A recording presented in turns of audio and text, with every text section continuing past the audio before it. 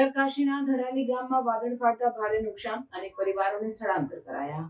ઉત્તરાખંડના ઉત્તરકાશી જિલ્લાના ધરાલી ગામ વિસ્તારમાં તાજેતરમાં વાદળ ફાટવાની ઘટનાએ ભારે નુકસાન પહોંચાડ્યું છે.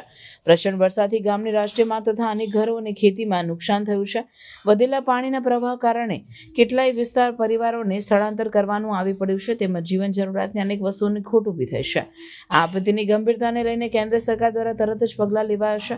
દેશના કટુકાળીન પરિણામસભર કેન્દ્રીય ગૃહમંત્રી અમિતભાઈ શાહે ઉત્તરાખંડ રાજ્યના મુખ્યમંત્રી સાથે ટેલિફોનિક વાતચીત કરી ઘટનાની વિસ્તૃત માહિતી મેળવી, જેથી રાહત અને બચાવ કામગીરીને વધુ ગતિ આપી શકાય એ માટે તંત્રને સ્પષ્ટ સૂચનો આપવામાં આવ્યા છે. સ્થાનિક વહીવટીતંત્રએ જેથી મુખ્યમંત્રીના નેતૃત્વ હેઠળ અસરગ્રસ્ત વિસ્તારોમાં તાત્કાલિક રાહત કામગીરી સંચાલિત કરી છે.